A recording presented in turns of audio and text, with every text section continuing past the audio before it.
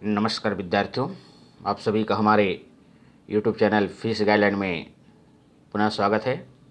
आज हम इस फिजिक्स गाइडलाइन में अध्ययन करेंगे कक्षा 12वीं फिजिक्स के अध्याय 6 के अंतर्गत बहुत ही महत्वपूर्ण टॉपिक जो परीक्षा में कई बार पूछे जाते हैं, किसी लंबी परिनालिका के लिए स्वप्न गुणांक का व्यंजक।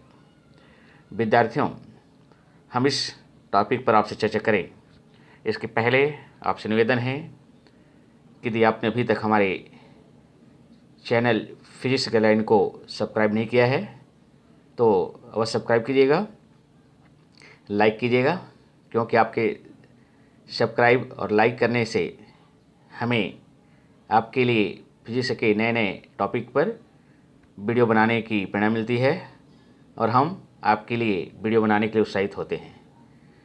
तो आइए हम चर्चा करते हैं लंबी परिनालिका के स्वप्न गुणांक के लिए व्यंजक। तो विद्यार्थियों, इस चित्र में एक परिनालिका प्रदर्शित किया गया है। तो पहले तो आप ये जान लीजिए कि परिनालिका किसे कहते हैं। जब किसी तांबे के विद्युत तारों को किसी बेलनाकार नली के ऊपर लपेट कर एक कुंडली बना दी जाती है तो इसे हम परिनालिका कहते हैं। जैसे आप लोगों ने देखा होगा, जैसे स्प्रिंग है, हीटर के जो कॉइल है, एक प्रकार से परिनालिका की तरह कार्य करते हैं।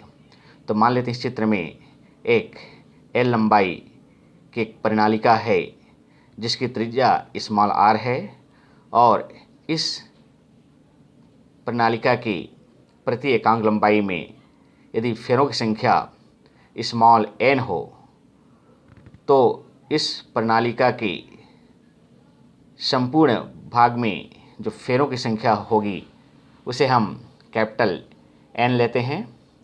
तो कैपिटल एन बराबर हम लिख सकते हैं एन बराबर स्मॉल एन एल, और इस परिनालिका की अनुप्रस्थ काट का क्षेत्रफल होगा ए बराबर पाई आर का स्क्वायर। जब हम इस परिनालिका में धारा आई प्रवाहित करते हैं तो इसके केंद्र पर चुंबकीय क्षेत्र उत्पन्न होता है जिसकी तीव्रता होती है B equal to mu zero N I, जहाँ म्यू जीरो वायु या निर्वात के लिए निरपेक्ष चुंबकीयशीलता कहलाता है। अब हम इस सूत्र में n बराबर स्मॉल एन एल से स्मॉल n का मान निकालकर जब हम इस सूत्र में रखते हैं तो हमें सूत्र मिलता है B equal to mu zero N I upon L. और यदि त्रिज्या की तुलना में परिनालिका की लंबाई अगर अधिक हो तो इस चुंबकीय क्षेत्र की तीव्रता परिनालिका के संपूर्ण भाग में एक समान होती है। जब इस परिनालिका में हम धारा प्रवाहित करते हैं तो उस परिनालिका से बद्ध चुंबकीय फ्लक्स में परिवर्तन होता है। यदि प्रणालिका से बद्ध चुंबकीय फ्लक्स अगर फाई हो तो हम लोगों ने पूर्व में पढ़ा है कि चुंबकीय फ्लक्स फाई बराबर होता है कैपिटल एन बी ए, जहाँ कैपिटल एन संपूर्ण प्रणालिका में फेरों की संख्या है, बी चुंबकीय क्षेत्र की तीव्रता है और ए प्रणालिका की अनुप्रस्थ काट का क्षेत्रफल है। अब हम इस सूत्र में इस समीकरण से बी के मान को रखते हैं तो हमें निम्न समीकरण प्राप्त होता है। फाई बराबर N mu zero capital N I A upon L, या इसी को यदि हम व्यवस्थित करके लिखें तो व्यवस्थित करके हम लिख सकते हैं phi equal to mu zero N square I A upon L.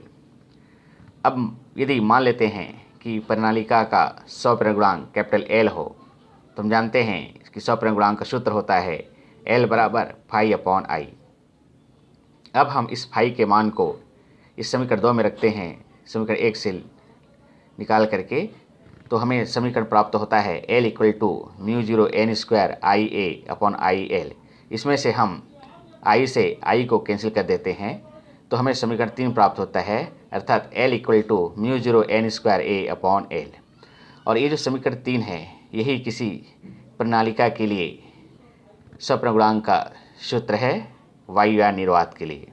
यदि मान लेते हैं कि प्रणालिका के मध्य यदि म्यू चुंबकीयशीलता का कोई क्रोड जैसे नर्म लोहा रख दिया जाए तो हम समीकरण 3 को लिख सकते हैं L equal to mu zero की जगह पे हम लिखेंगे mu N square A upon L. और ये जो समीकरण 4 है ये किसी लंबी प्रणालिका के लिए स्वप्नगुणांक का व्यंजक है। इस समीकरण 4 से स्पष्ट है विद्यार्थियों कि किसी लंबी प्रणालिका का जो स्वप्नगुणांक होता है वो सामान्यतः 4 कारकों पर निर्भर करता है। पहला होता है प्रणालिका के अनुप्रस्थ काट के क्षेत्रफल पर। आप समीकरण 4 से देख रहे हैं कि किसी लंबी प्रणालिका का जो स्वप्नगुणांक होता है वो प्रणालिका के अनुप्रस्थ काट के क्षेत्रफल a के अनुक्रमानुपाती होता है, अर्थात क्षेत्रफल बढ़ाने से स्वप्नगुणांक का मान बढ़ता है। दूसरा है फेरों की संख्या कैपिटल N पर। प्रणालिका का जो स्वप्नगुणांक होता है वो प्रणालिका में फेरों की संख्या की वर्ग के अनुक्रमानुपाती होता है। कहने का तात्पर्य है कि यदि हम फेरों की संख्या को बढ़ाएंगे तो स्वप्नगुणांक का मान बढ़ेगा। तीसरा कारक देख रहे हैं स्मॉल l, अर्थात प्रणालिका की लंबाई l पर। किसी प्रणालिका का जो स्वप्नगुणांक होता है वो प्रणालिका की लंबाई के व्युत्क्रमानुपाती होता है, अर्थात प्रणालिका की लंबाई जितनी ज़्यादा होगी स्वप्नगुणांक का मान उतनी कम होगा। चौथा कारक है प्रणालिका की कोण की चुंबकीयशीलता म्यू पर। यदि हम प्रणालिका के मध्य किसी नर्म लोहे का कोण रख दिया जाए तो प्रणालिका का स्वप्नगुणांक का मान बढ़ता है, क्योंकि प्रणालिका का जो स्वप्नगुणांक होता है जो उसके चुंबकीयशीलता के अनुक्रमानुपाती होता है। तो विद्यार्थियों, आप इस वीडियो को शुरू से अंत तक बार अवश्य देख लीजिएगा और इसे अवश्य नोट कर लीजिएगा, क्योंकि ये जो टॉपिक है परीक्षा में कई बार पूछे गए हैं। अधिकांशतः हर राज्यों की बोर्ड परीक्षाओं में इसे पूछे जाते हैं। विद्यार्थियों, यदि आपकी वीडियो अच्छा लगता है तो आप इसे अपने दोस्तों को शेयर कीजिएगा, लाइक कीजिएगा। एक बार पुनः निवेदन है कि आप हमारे चैनल को अवश्य सब्सक्राइब कीजिएगा। तो हम पुनः एक नए वीडियो के साथ आपसे पुनः मिलेंगे। तब तक के लिए सभी को जय भारत, जय हिंद।